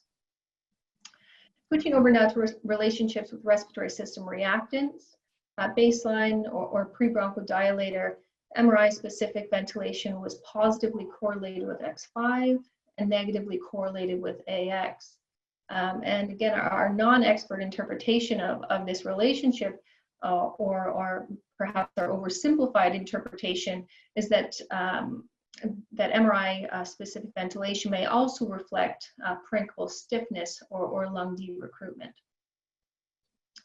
And the post-bronchodilator change in MRI-specific ventilation was correlated with the post-bronchodilator change in AX, excuse me, but not X5. And this observation is consistent, with the notion that bronchodilator reversibility of MRI-specific ventilation is indeed reflecting improvement in airway obstruction in these patients with severe asthma. So in summary, the proton MRI specific ventilation maps that we are generating are required over 2 minutes of tidal breathing and provide a way to regionally visualize ventilation using clinically available equipment. There's multiple advantages to this technique over alternative well-established methods used to regionally visualize and quantify ventilation, as minimal patient effort is required and the acquisition is very quick and requires no specialized equipment or contrast agents, such that this technique can really be translated to the majority of DI departments quite easily. And we've established that free breathing proton MRI drives specific ventilation is reduced in severe asthmatics compared to healthy controls, that it's increased following bronchodilation in patients with severe asthma. And this confirms the sensitivity to treatment and changes in airway caliber for the first time. And finally, we showed that MRI-SB is related to airway oscillometry measurements of both central and peripheral lung pathology. And I've really tried not to overinterpret these relationships, and the interpretation I did provide may have been oversimplified. So I would certainly appreciate any feedback from the experts in the following discussion. And I'll end there by acknowledging all the individuals, institutions, and funding sources who have shown on this slide and who have greatly contributed to this work. Thank you very much. Well, Sarah, thank you. Thank you very much. An amazing talk, and we could actually have a 15-minute discussion right here, which we won't because we're now impinging on the time of the next talk. I will put the floor or give the floor over to Raul and Grace if Grace didn't have to go. I think she was having some bandwidth issues. And I might actually have Jason chime in with 2 cents worth as well. So we'll give 3 minutes for the discussion, and I promise our last presenter that I won't end the meeting at 9 o'clock. Hopefully we can stay for an extra 5 minutes and hear the complete discussion that will follow to talk about the new oscillometer on the block. So Raul, it's over to you. Thank you, Ron, Sarah, Dante. This impressive work that I guess, clearly bridges nicely what we were discussing before about, modeling. I think imaging, what it's providing is, a spatial model of disease. And I think here is where, those connections can really be made as you did, I think, as you show in this work between kind of the pure physiological models and these kind of a spatial behavior and dynamic behavior of the lung. So I guess something remarkable, because I think that has been a little bit of the biggest bridge or the gap to bridge in lung imaging or functional lung imaging is the ability to bring this to the clinic, and that is why oscillometry, spirometry, or even CT has been, or has been successful tools to characterize asthma, COPD, or even ILD. But I think the ability to bring proton MRI to the clinic is I think opens, in my opinion, a total new venue of how we can explore diseases in joining them together, I guess, as you show. I mean, it's the ability to have this spatial characterization with then the physiological interpretation. So I guess one question for me is, you show kind of really interesting correlations, kind of establishing relations between potentially large airway, small airway disease and ventilation. But linking with the Jason's talk, what is the model? I see a lot of really rich information in the images you show. And I believe the metric, the MRI specific ventilation index, is kind of a bulk aggregated computation of those rich maps.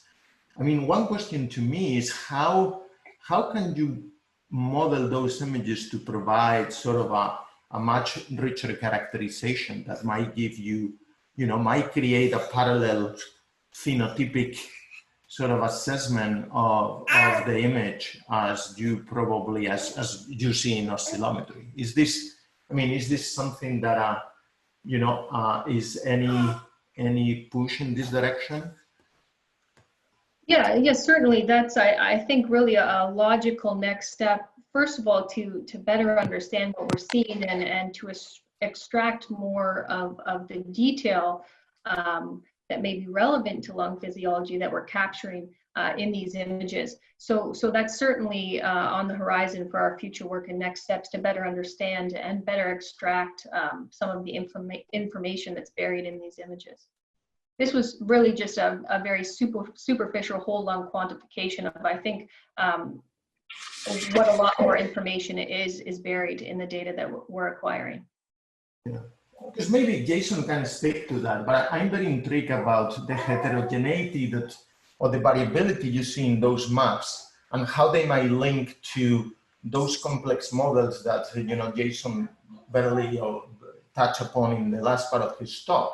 I found that very, very intriguing. I don't know if Jason has comments on that. Well, look, I don't want to take up everybody's limited time, but I mean, I think there's always a way of making a model idealization of what you think you're dealing with. And I was advised doing this specifically and consciously at every opportunity, because at least then you know what it is you're dealing with, because the model is the statement of your assumptions. It's the quantitative statement of your assumptions. And then you can investigate whether those assumptions are any good or not. So with, you know, with ventilation heterogeneity from imaging, it's still possible to make models of that, sometimes very simply. Okay, I think I'll invoke closure on the conversation, everyone. Thank you very, very much. I hope the conversations can be carried offline, that you're willing to share emails. You have each other's emails, so I would encourage you to feel free to pick the brains of whoever you think amongst the group can be of help to you, Sarah. And we're looking forward to seeing more details about the work published and hopefully at future oscillometry seminars. So with that, I'm going to pass the floor over to Cognita Labs and Rajeshi, who's going to give us an update on the new oscillometer and show its application in the COVID arena. So over to you, Rajeshi. Take it away, please. Great, thank you, Ron. I'm just going to share my screen and confirm that you can see it.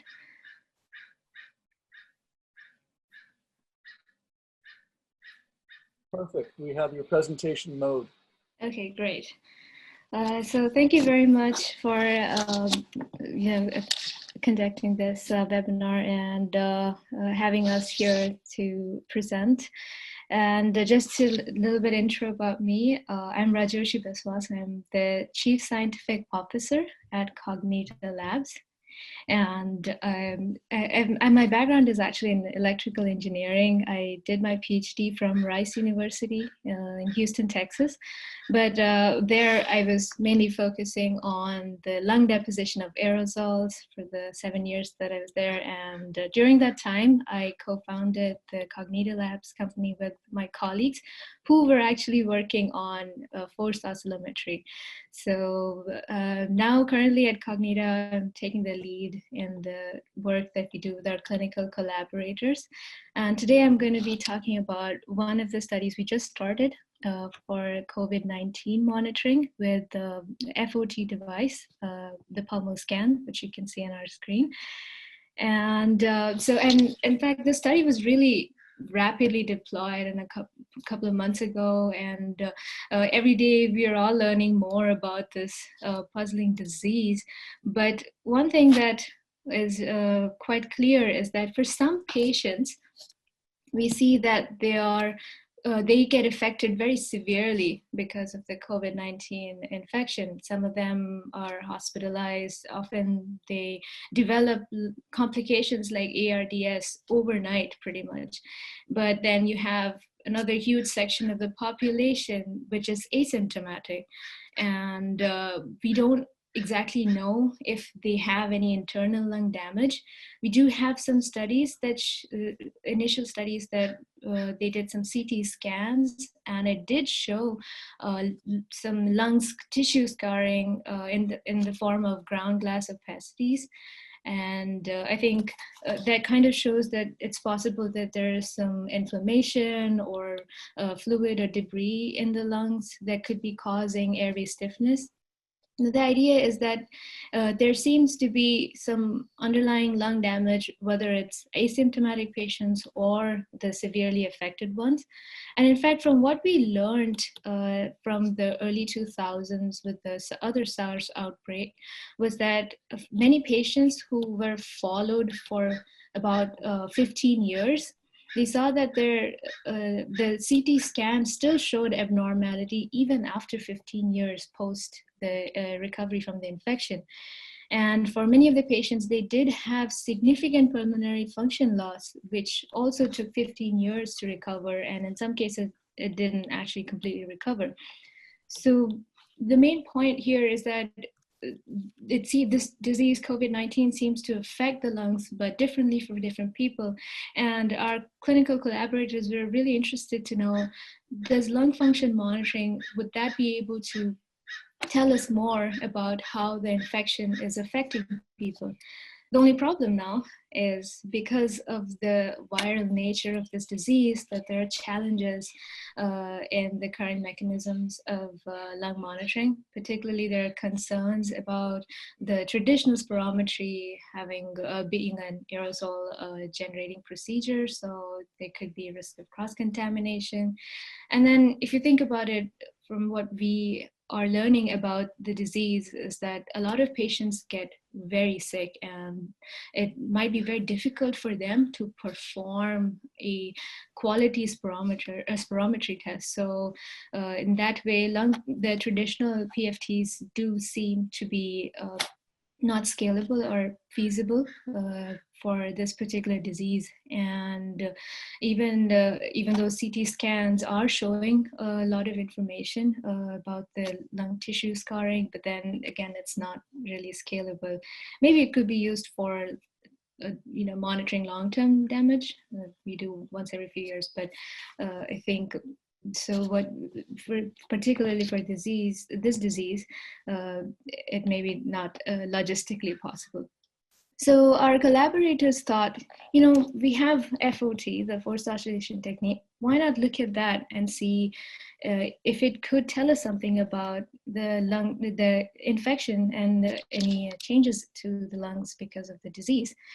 And as I think we've all been given a nice intro about the oscillometry technique and the parameters that it measures, the airway resistance, reactance, but because of the kind of data that we saw from CT scan, that there's lung tissue scarring, there's possibility that could indicate some sort of lung stiffness, and FOT could be, there could be a promise for FOT to pick up those changes in the lungs because of COVID-19.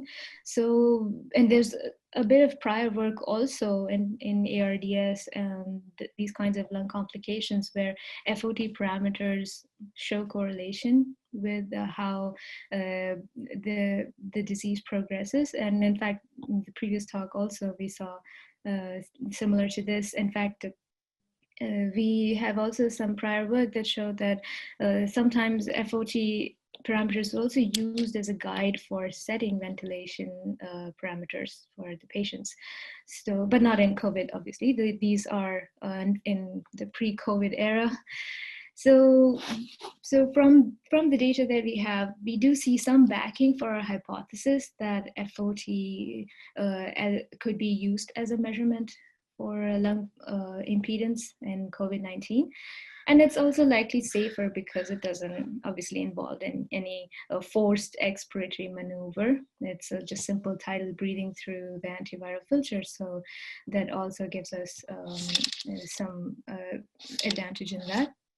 And for this study, we used Cognita's PulmoScan device, which is FDA cleared for both home and clinical use. And it's basically the first completely portable, standalone and wireless, literally handheld FOT device. And obviously, as you know, there's no forced breathing. It's very simple to use and very ideally suited for the kind of study that we did, where we have healthcare workers literally going from patient to patient, room to room, doing the FOT test on each patient.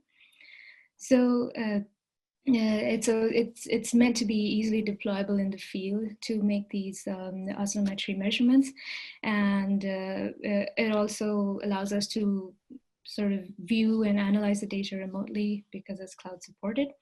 And so we use the Pulmo scan in this current study. To give a brief intro, we are collaborating. Our collaborators are Dr. Chris Landon from the Ventura County Medical Center here in California. And what they've done in California is they're housing a lot of the homeless population in temporary COVID-19 designated shelters. They've converted some of the hotels in the area into COVID shelters. And what they do is the healthcare workers, they make rounds every day to take symptoms and temperature and some other important such physiological measurements. And what we did was we piggybacked on that and added FOT measurement as another one that they could quickly do. And an important thing here to note is that because it's a shelter facility, we only have mild and asymptomatic patients. The more severe ones are obviously, they have to be hospitalized. So we don't really have access to those patients yet. And it was very quickly deployed, so we don't have funding for the study. So the nurses there are really resource strapped. So we had a lot of constraints that we had to make sure that it could be quickly done and with minimum interference to their existing procedure of doing the rounds. So what they do is they have a kit of devices like thermometer and all of that, and just added the Pulmo scan to it. And they go room to room every day, take the temperature, symptoms, and then also do the FOT. And we had to make sure that the safety procedures were in place. So we have our antiviral filters that they use, the nose clips, so that patients only breathe through the filter. And the nurses are always in full PPE. And the study procedure was that they would do one test session per day. And the patient, we make sure that they don't touch the device, it's sanitized between patients. And what they do is after they do their rounds to take all the data, they bring it back to the control station, and we can view the data remotely. So the idea is to have minimal things that the nurses have to carry, so no computers or tablets or anything like that. Ideally, in the clinic scenario for FOT, we would like the clinicians to look at the real-time breathing to make sure the patients are breathing correctly, and that helps with the quality control of these tests. But because we were very resource strapped and there were a lot of constraints here, we just had the nurse just observe the patient doing the test and make sure that it was done properly, the breathing was slow and steady. So anyway, so we did this test, and currently we have data from about 4 patients who were monitored over the course of about 10 to 15 days. 2 of them recovered, and 2 of them, I think, were still infected. But we also have 1 control patient. So this is a summary of the results that we have. And as you can see, the first 4 are the COVID positive patients. Last one is a control. And just to give a brief summary of what we observed till now is that you can see that the resistances do have trends, even with the reactances, the reported AX here.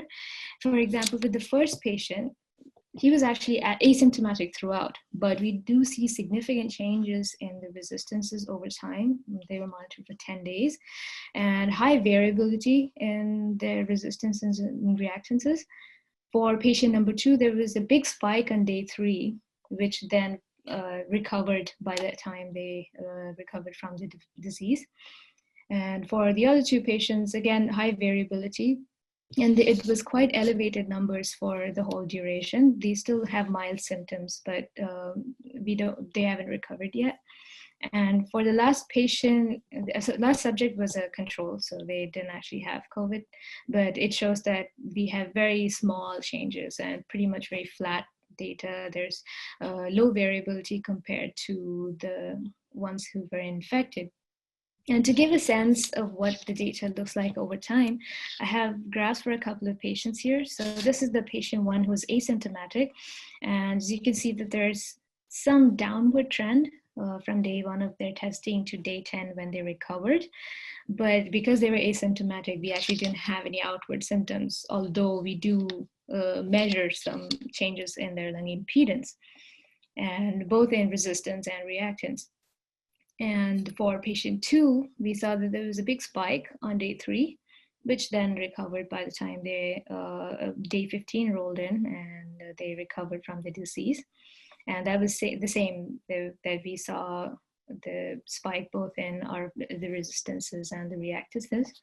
But one thing to note is that when it came to the control patient, the variability was very low. And it was mostly a flat response throughout the time that they were tested. So I'm just going to go back so that you can compare the variability in the patients who were positive, although asymptomatic. But then the one who was negative had very low variability. So this is still very preliminary data that we have. We're still exploring this pilot study, and we're sort of trying to understand if FOT could be promising. The data certainly seems so, to measure the lung changes because of COVID-19. And what was promising was that even in asymptomatic patients, we did see significant changes in both resistance and reactances, plus their day-to-day variability was high. And it kind of shows the feasibility of these kind of studies where you could have a mass sort of testing done, where a healthcare worker just went around and did the testing from patient to patient with minimal things with them, like just one device. And they came back, and obviously they were able to sync the data. But I think what now for the future, obviously what we need is much larger sample to see if this is something that happens for most COVID patients, and the significance of the data. And obviously we only have mild and asymptomatic patients. What would be interesting is if we could scale the study to hospitals who have proper health outcomes or health events, and we could correlate that with FOT, see if FOT has any power to predict or detect changes, more severe changes in the lungs. And that's, I think, something that we would be looking forward to. So yeah, so I'll be happy to take any questions. Thank you. Thank you very much. I think everybody's on the edge of their seats. We've been looking to see if this data will be coming out in the context of COVID. The logistics behind that are phenomenal. So really well done. Rather than go on, I have a million questions for you. I'm going to turn the floor over to Andrew Curry. Andrew, if you could come online, introduce yourself, and then take the discussion from there. I would appreciate that. Thank you, Andrew. Thanks a lot, Ron. My name is Andrew Curry. I'm one of the clinical fellows at U of T right now, working with Chung Wei. Thanks, Rajoshi, for the talk. It was really interesting. And I think one of the points that I was thinking about when thinking about your talk was, obviously there's great interest in using oscillometry to characterize COVID-19 and the various symptomatic states and progression. And I think for a lot of the same reasons that it's quite exciting. For that purpose, it's also potentially interesting for one of the big problems we've been facing around this pandemic, which is the lack of access to conventional PFTs and spirometry in particular. And I think even in places where prevalence is decreasing, I know for one in Canada we have quite rigorous quality, infection control standards now being applied. So even as PFT labs open up, there's still quite significant reductions in capacity.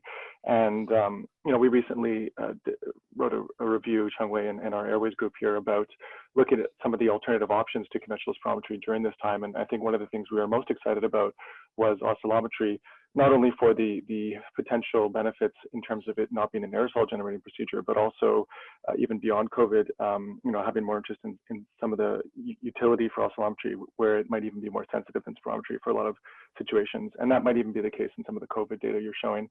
So I was just wondering if you could potentially talk more about the use of these kind of portable devices in a more broad population of patients, like some of the asthma COPD patients. I know you were talking when we were offline about some of the work screening for undiagnosed COPD in India, for example.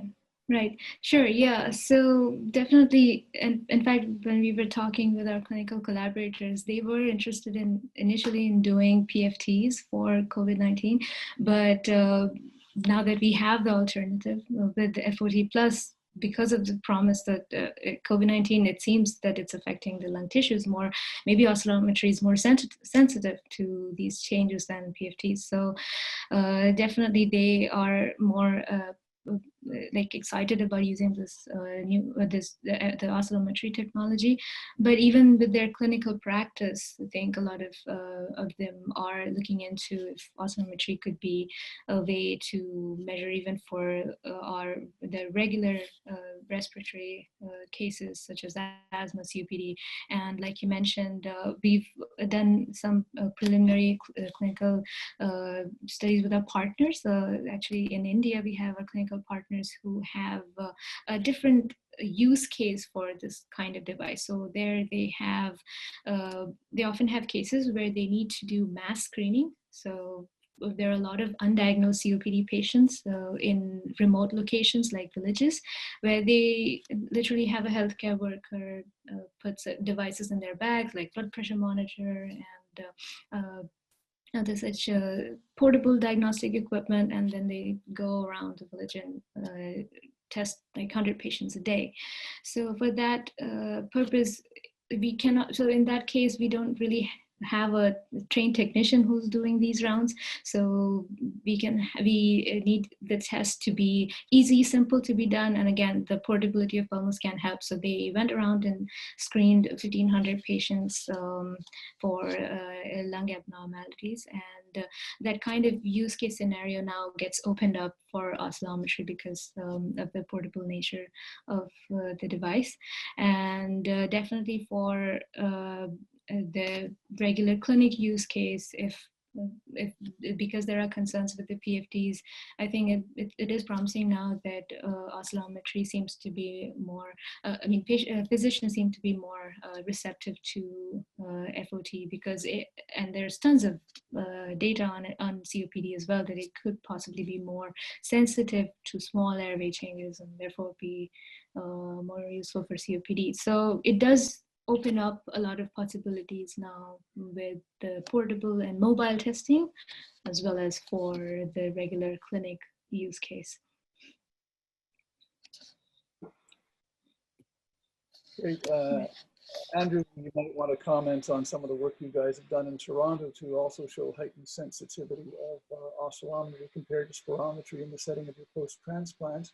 Before I get to a quick question about do we have any science? It's intuitive that oscillometry would be not as aerosol generating compared to spirometry.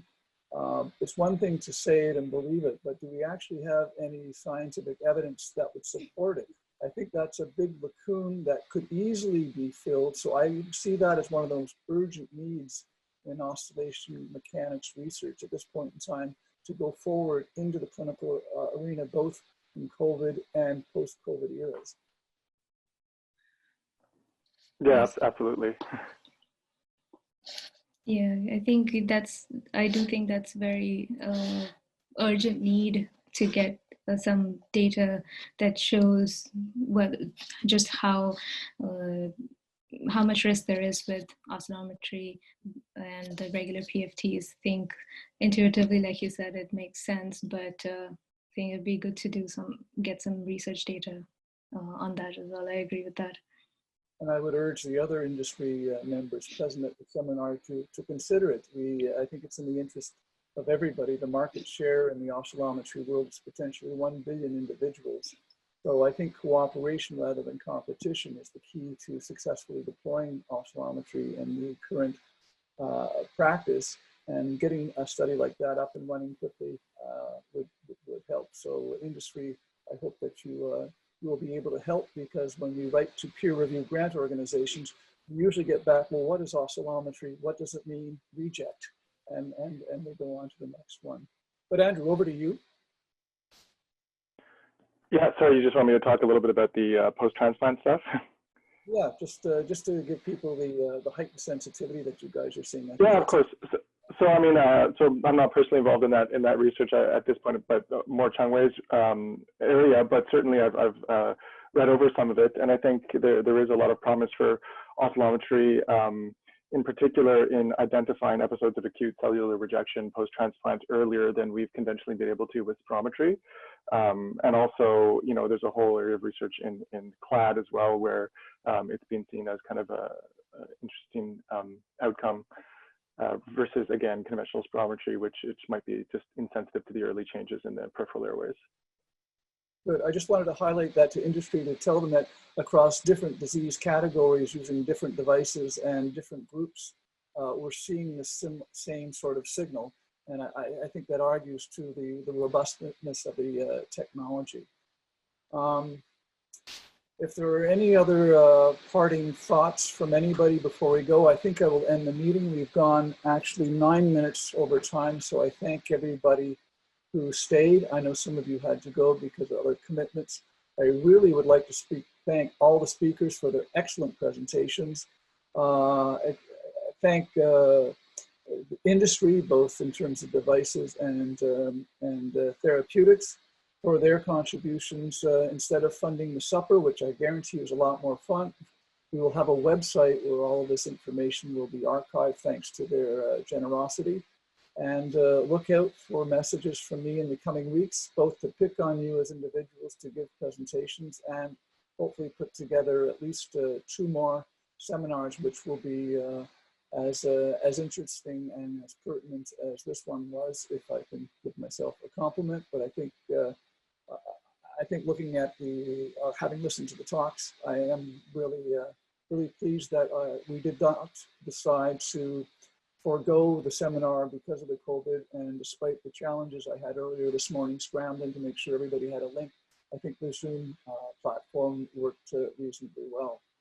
So with that, I'll end the meeting. Thank you everybody for getting up early and attending, and I look forward to doing this again in 2 weeks. Thank you, Ron. Okay, goodbye.